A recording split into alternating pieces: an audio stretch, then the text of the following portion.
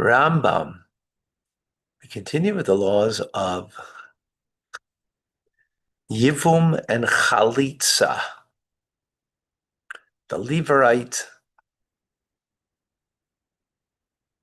law.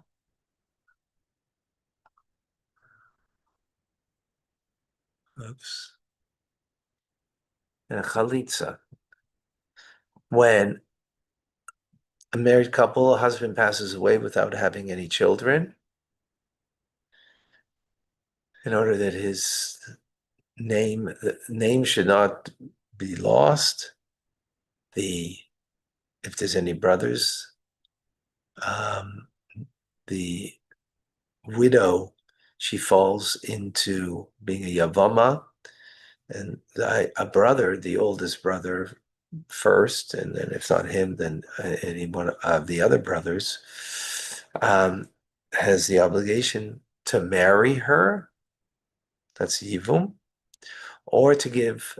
If not, then to do chalitza, which is a process of disconnecting from that person. It's not divorce like a get, but I guess in a similar fashion, even though it's a very different process, it is about the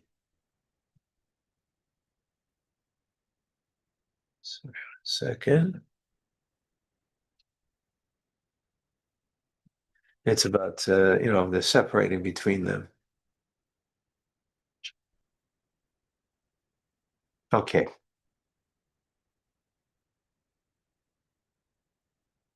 So when a man, chapter 3, when a man says, "This is my son," or "I have sons," this word is accepted, and he frees his wife from the obligation of Yivam or Chalitza. Others, he comes to a community, we don't know him, right? And it's about him having a child, right? It could have been from a previous marriage. It doesn't have to be from this marriage, right? But he says, "This is my son," or "I have sons."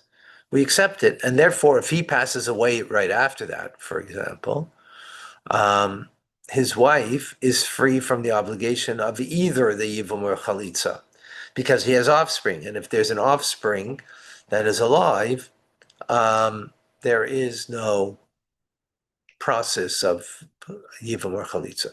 When a man says, "This is my brother," or "I have brothers," his word is not accepted, and his wife does not become forbidden to others because she is required to perform Yivum. We assume that his intent was to cause his wife to be forbidden to other men after his death. So let's understand that we're giving parameters in halacha over here that are very much a sort of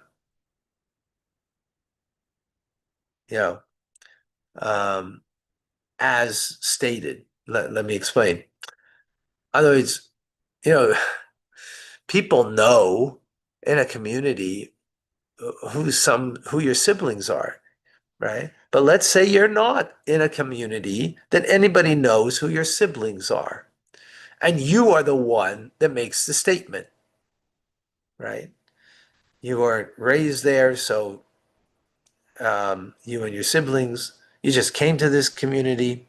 So you just came to the community, let's say, and you say, "This is my brother," which means, and then the man passes away. So now the man passes away, and he said he's got a brother. Do we accept the fact that he's got a brother only on the fact that he said it? Nothing else to prove it. No, not vis-a-vis his wife that now is a widow, that she is obligated to either marry him or to get chalitza, which is, again, I wouldn't call it divorce. It's not a divorce. I don't want to use the word divorce, but it's the process of having nothing to do with the brother, and that you can then marry someone else. She doesn't have to go through that, because we can't assume certainly that that is the truth. And maybe he just said that in order kind of, husband doesn't want, maybe didn't want his wife. Again, these are assumptions. It doesn't have to be that way. But in halacha, these assumptions are important to appreciate, because then that defines the the parameter of the halacha. So since he may be doing it to have his wife not marry someone else. Number 3, when the prevailing presumption is that a man has brothers. So this is it's a prevailing presumption, right?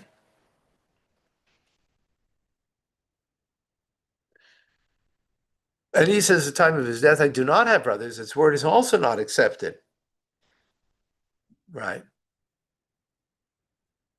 Because now it's the opposite. Maybe he wants to free his wife from having to marry his brother. Maybe he didn't get along with his brother, right?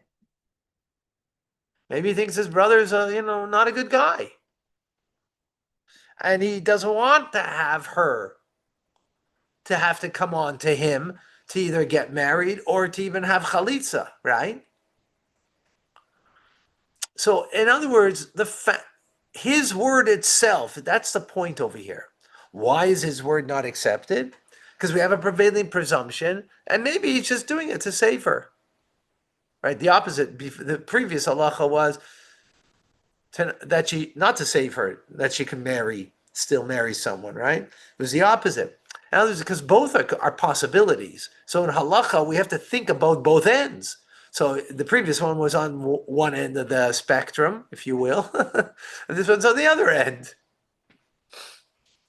Certainly, if he says that a person presumed to be his brother is not his brother, his word is not accepted.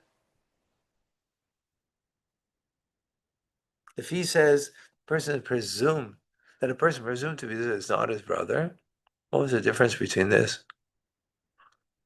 This is not a time of death, right? If there's no prevailing presumption that he has brothers, but a rumor becomes circulated that there are witnesses who will testify that he has brothers, but these witnesses are overseas. One must take this factor into consideration and wait until the witnesses who were mentioned come and are asked concerning this matter. This ruling applies even when the husband says, I do not have a brother at the time of his death, right? Why? Because his witness is, we know that there's, in other words, this guy came from overseas, right? He wasn't he wasn't in this community, and there are people that know because they lived in that overseas community and knows that he has brothers, but those witnesses are not here now. They're there in that community overseas, so we have to wait for them.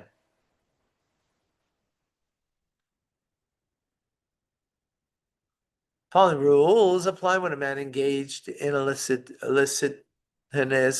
relations with either a single woman or a married woman. She became pregnant. He claims that he fathered the child.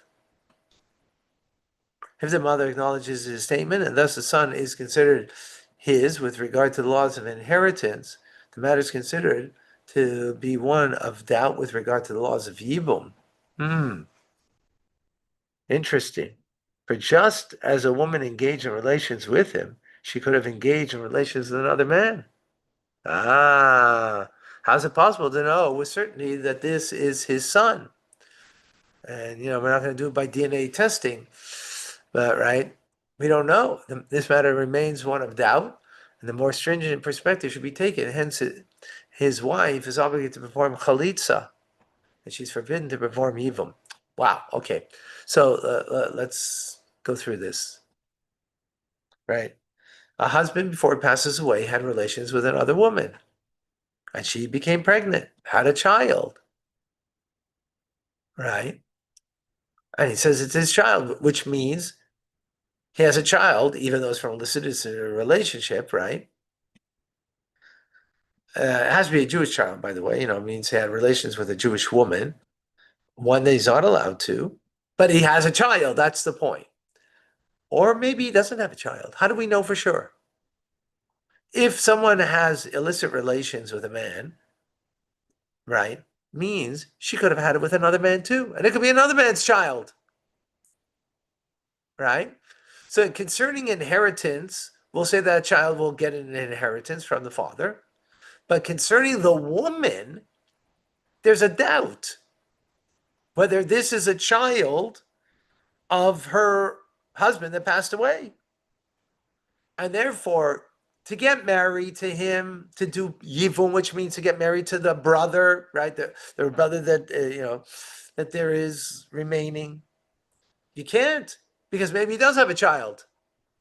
So the only thing that could be done is chalitza, right? Which is performing the separation between them, that they have no relationship between them. And, again, so-called, if you will, it's, so again, I'm not going to call it divorce, but, that's the idea.